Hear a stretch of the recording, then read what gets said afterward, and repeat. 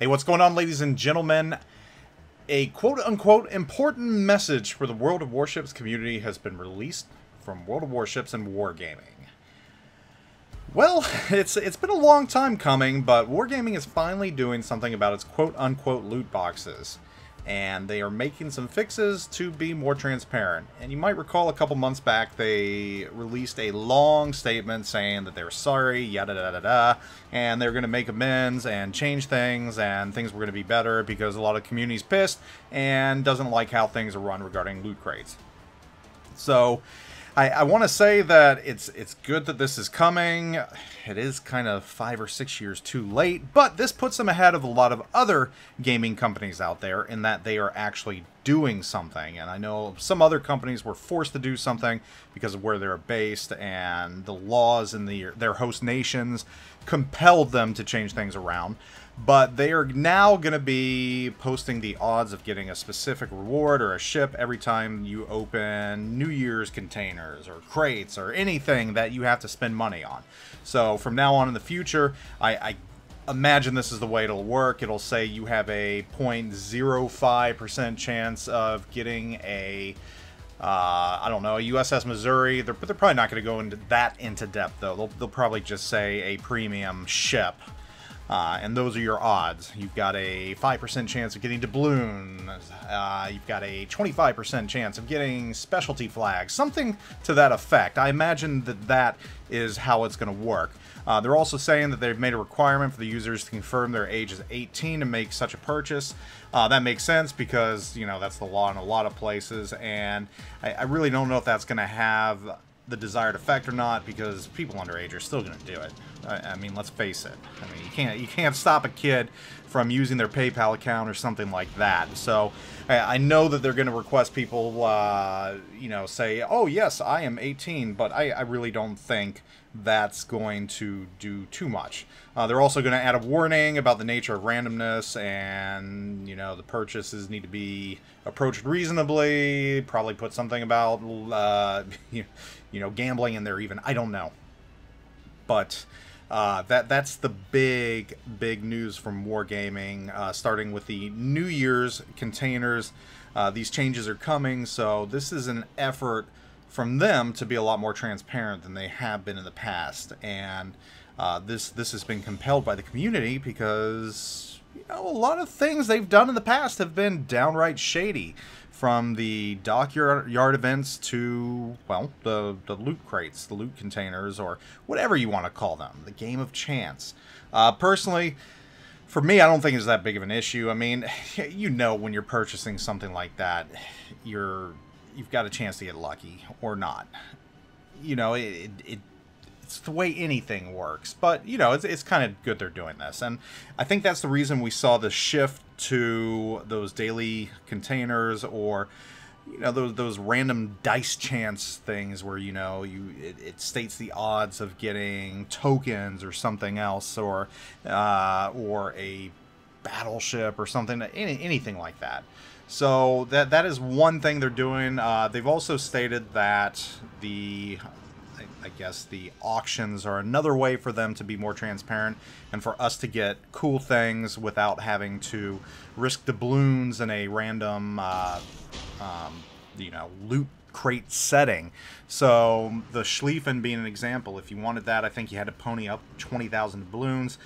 Extremely outrageous in my opinion for a tech tree ship, but some players went for it and they got it. I think I put down like 10,000 doubloons, didn't even come close.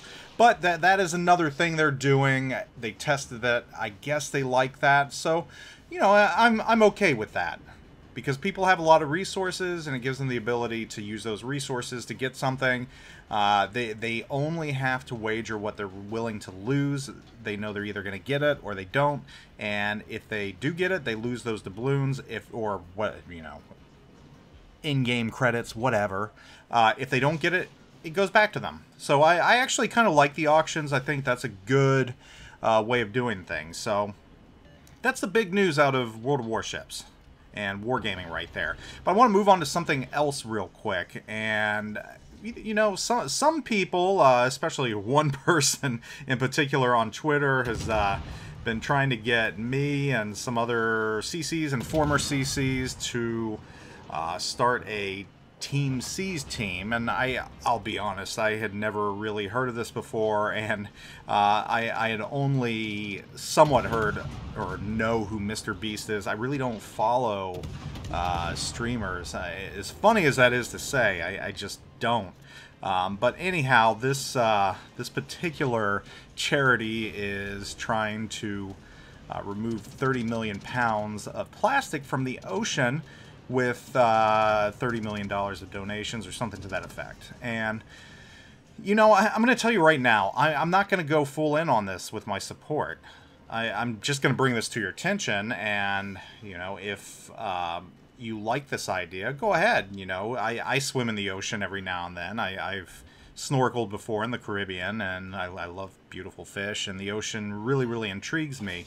But as far as charities are concerned, this is not something that piques my particular interest, and that's just because I have my own charities that I care deeply about. I know everyone does, and when this time of year comes around, especially in the federal government, you've got the NFC campaign where you donate to one of hundreds of different charities out there, and you know, the choice is yours. So this is something that I think is really cool, and it's nice. It's got a lot of big names doing it. They've already removed close to 15 million pounds. That's awesome.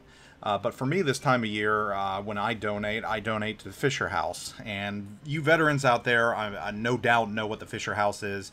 For those of you that don't, the Fisher House is basically a military charity that allows the families of wounded veterans to stay close to those veterans while they get treated without charge.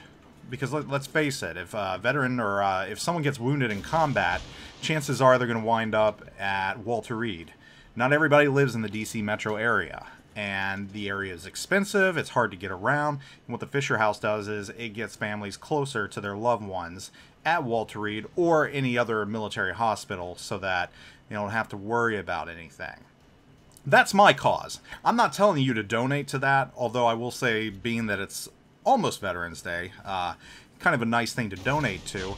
But I'm just throwing out an example of why I'm not going all in on Team Seas, though I think it's a good idea.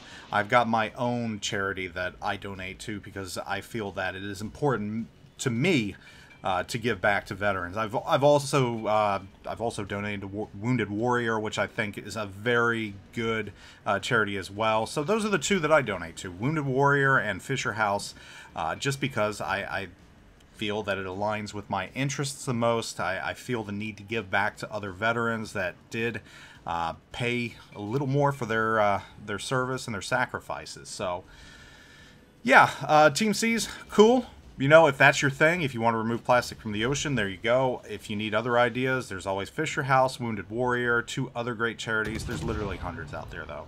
Literally hundreds out there. So I just wanted to bring attention to those other ones. But anyhow, that's going to wrap things up today.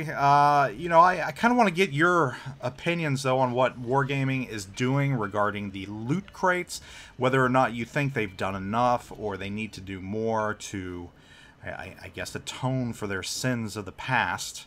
I mean, I think it's nice what they're doing. I think, like I said, it's a little late. But, you know, I really wasn't that, I guess, upset about loot crates to begin with. I mean, I see the issue with them. I see the damage that they can do. And I do think transparency is nice. I'm glad they're being more transparent now.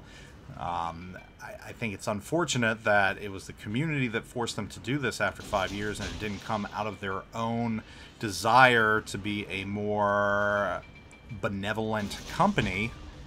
But here we are. I guess better late than never, right? So, yeah, let me know your thoughts on this, whether or not you like what they're doing, if you think they're doing enough, and if you know any other good charities out there that you think people should or could donate to, go ahead and throw those in the comment section of the video as well. Interested to see what you consider important as far as where your charity dollars go.